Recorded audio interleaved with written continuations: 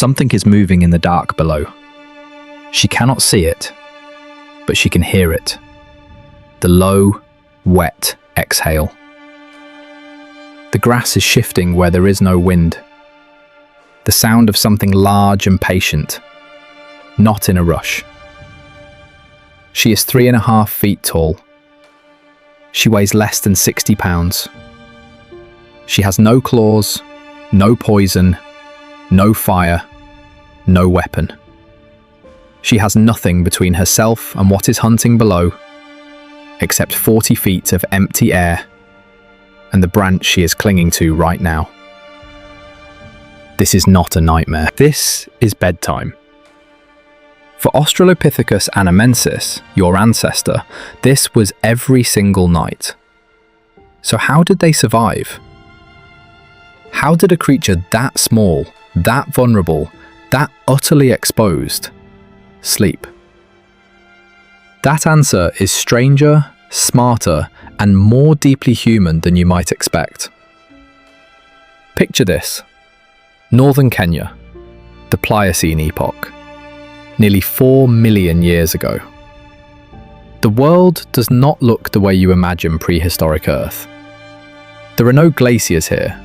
The climate is warm and rich. There are forests along the rivers, open woodlands spilling into grassland, and a great shimmering lake, ancient Lake Turkana, stretching toward the horizon. It is beautiful. It is alive. And it is dangerous in ways that are almost impossible to comprehend today.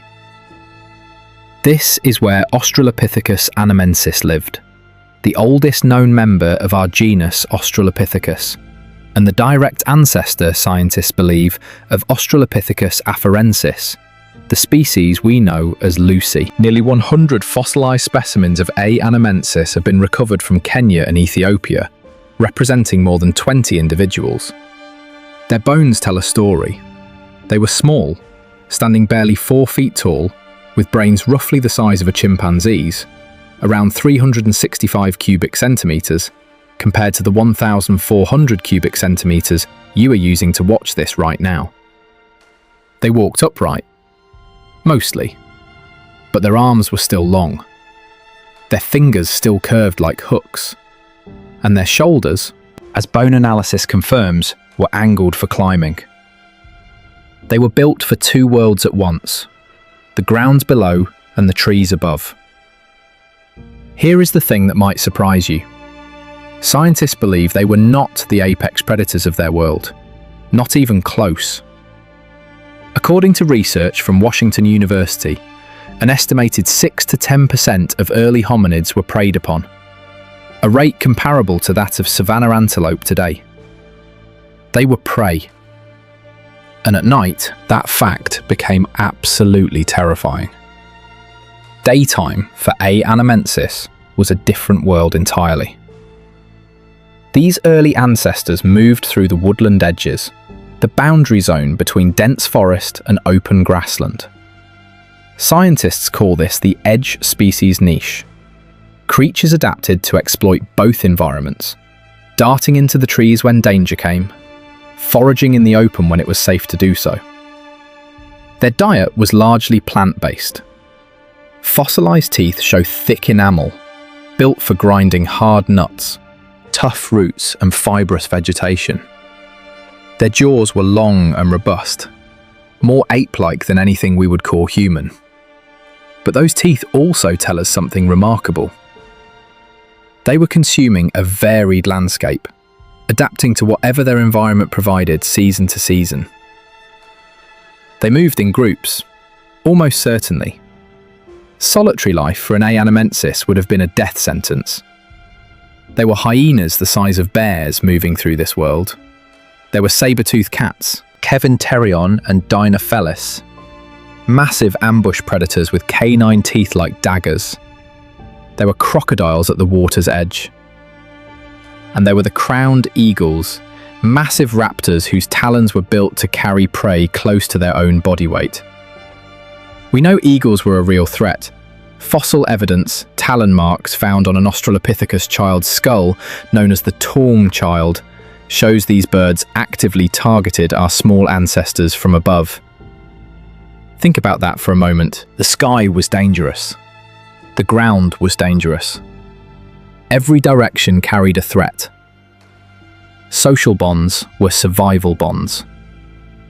Grooming, that slow, deliberate practice of picking through each other's fur, was not vanity. It was trust building. It built the alliances that kept everyone alive when something was circling in the dark. And as the sun began to set, those alliances became more critical than ever. Because whatever the day had offered, danger or abundance, hunger or warmth, the night was a completely different negotiation. The night belonged to the predators. Here is the central problem, and it is not a small one. You cannot stay awake forever. Sleep is not optional. Every living creature on Earth needs it. Their brains demand it. Their bodies require it to repair, consolidate, and survive. Australopithecus anamensis was no different. But for them, the moment they closed their eyes, they became uniquely, catastrophically vulnerable. On the ground, sleeping was essentially suicide. The predators of the Pliocene were not the lions and leopards of today. They were bigger. There were more of them. Research on the Canopoi fossil site, where A. anamensis remains were found, documenting a formidable predator assemblage. Multiple species of big cats, saber-toothed machairodonts, massive hyenas, and crocodilians at every water source. 10 times as many predators exist in the same environment today. Let that number settle for a moment. So how did they sleep? The answer, written into their very bones, is upward. A. anamensis slept in trees. Analysis of their skeletal structure confirms it. Long forearms with curved finger bones are built for gripping, shoulder joints angled for overhead climbing, not the forward-facing shoulders of bipedal humans, but the elevated, rotated configuration of an expert climber. The Littlefoot skeleton, an Australopithecus specimen of roughly the same era, shows atlas vertebrae, nearly identical to modern chimpanzees, built for the constant micro-adjustments of an animal that spends its sleeping hours in a canopy. But climbing up was not enough. Not alone.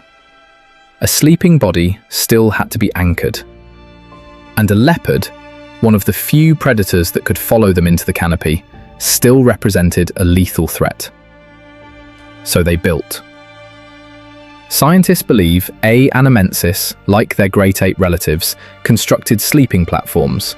Rough nests woven from broken branches and leaves, wedged into the fork of a tree high enough to avoid most ground predators, sturdy enough to support a sleeping body without collapse, and rebuilt fresh each night. Chimpanzees do this today. Orangutans do this. The behavior is ancient. Genetic and ecological analysis suggest nest building in our lineage goes back between 14 and 18 million years. It was not an invention. It was an inheritance. But here is where things get dangerous again, because tree nests solved the ground predator problem, but they created a new one. And this one is the mystery scientists are still unraveling today. But before we dive in deeper, real quick, if you're not subscribed yet, hit that button now. And drop a comment telling me where in the world you're watching from. I love seeing how far this community reaches. You can build the best nest in the world, 40 feet up, tucked into a stable hardwood fork, woven tight enough to hold you. But you still have to sleep. And sleep means unconsciousness. It means your grip loosens. It means your reactions are slow. It means if you fall, you die. Falling from a tree during sleep was not an abstract fear for A. anamensis. It was a real and common cause of death. And sleep itself was therefore never fully safe, never fully deep, never the restorative collapse we take for granted every night. And so they solved it. Not with strength, not with speed, with something more distinctly, profoundly human. They solved it together. Evidence suggests that early hominids clustered their sleeping sites, adjacent trees, proximity that allowed for alarm calls, for a sound to wake the group when something moved below. Cooperative sleeping is not just a behavior, it is a strategy, a sentinel network built from nothing more than trust and proximity. Consider what this required.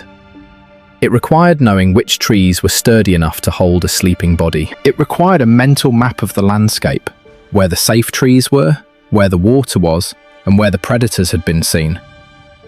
It required communication between group members, basic but real.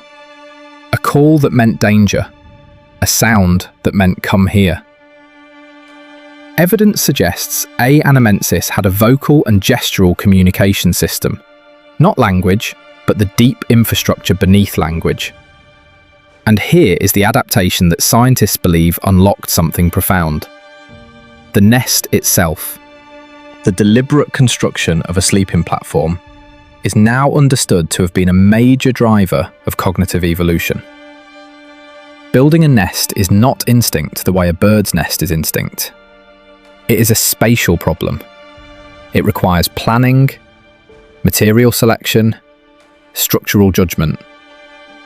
Researchers propose that nest building may have been one of the first true acts of intentional engineering in hominid history.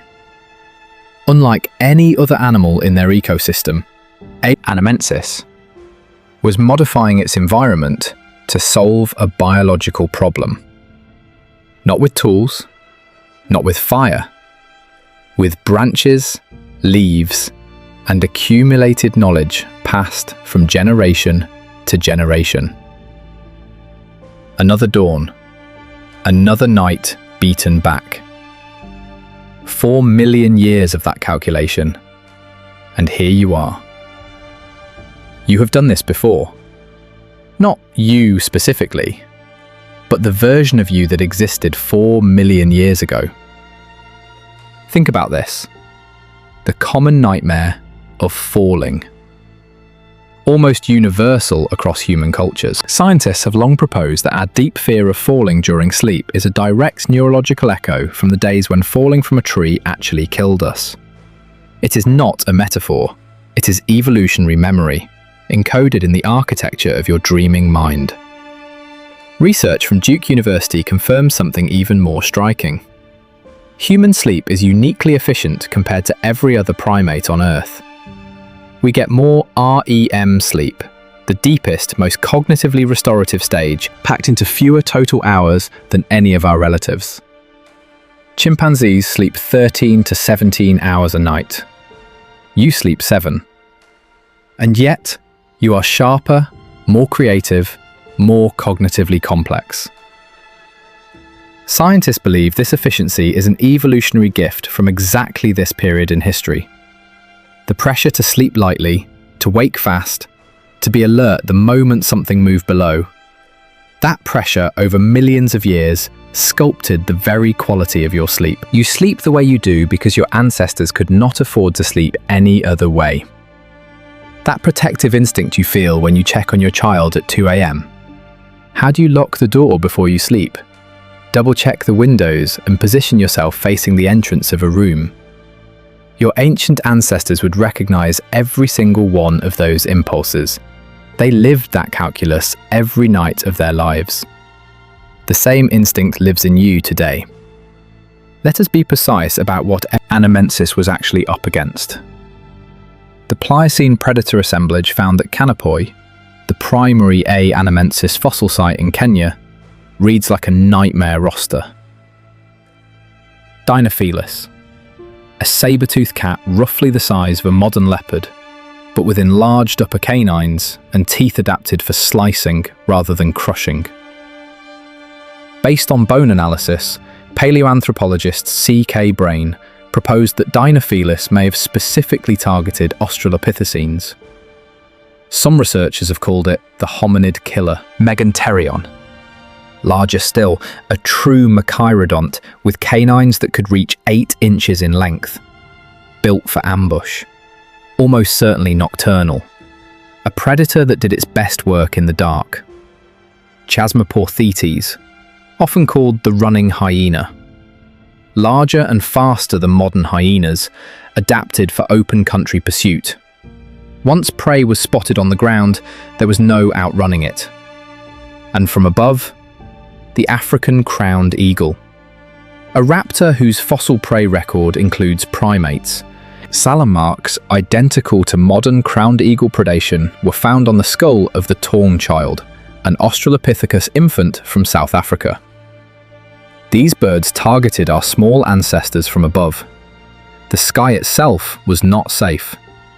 The threat was not abstract, it was specific, anatomically documented, and operating from all directions simultaneously. No animal in that landscape had a more complete and lethal set of predators arrayed against it. We tend to think of technology as something that begins with stone tools, the sharp-edged flakes of early Homo, dated to around 2.6 million years ago. But there is an argument, and scientists are increasingly making it, that the tree nest is itself a form of technology.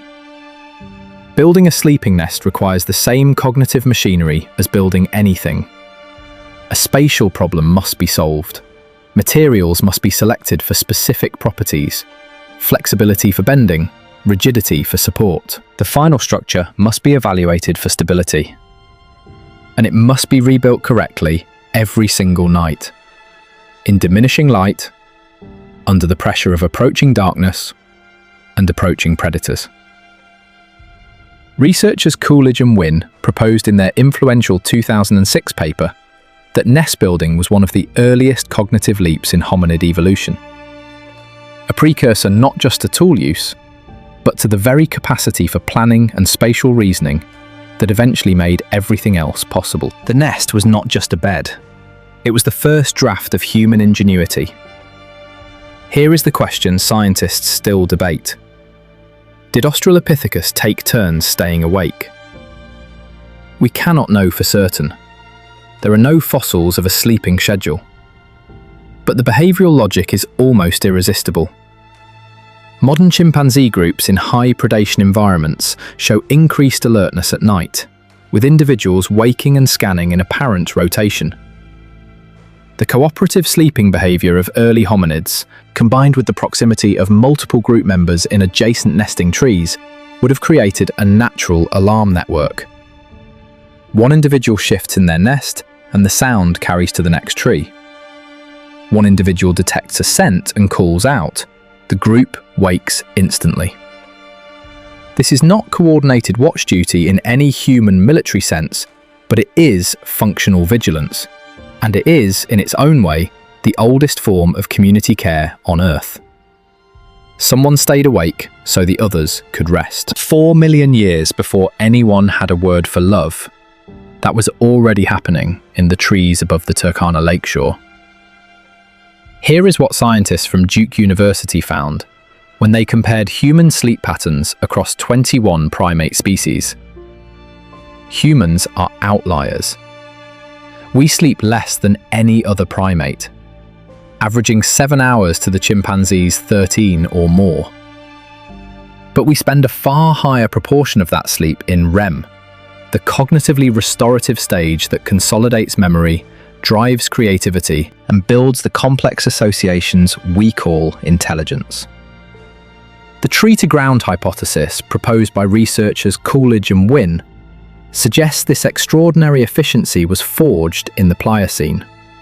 The pressure of sleeping in a dangerous world selected for ancestors who could get the most out of the least sleep. And that selection, over millions of years, produced something unprecedented.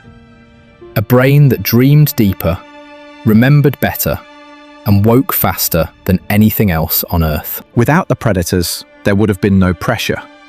Without the pressure, no efficiency. Without the efficiency, no cognitive leap. Without the cognitive leap, no tools, no fire, no language, no art, no science, no you. Every human achievement in history rests, in some small way, on the fact that your ancestors had to figure out how to survive the night without fire, without walls, without anything except each other and the trees above their heads. Before you scroll, tell me in the comments, which part of this shocked you the most? I read every comment. And if you want to discover more about the lives of your ancient ancestors, make sure you're subscribed. She made it through the night. She always made it through the night. Not because she was the biggest, or the fastest, or the strongest thing in that landscape. She was none of those things. She made it because she climbed. Because she built. Because she stayed close to others who would wake at the sound of her alarm. Because in the darkness and the danger, she found a way. 3.9 million years of finding a way, and it led, somehow, to this. To you. Awake, safe, wondering about her. She would be glad you remembered.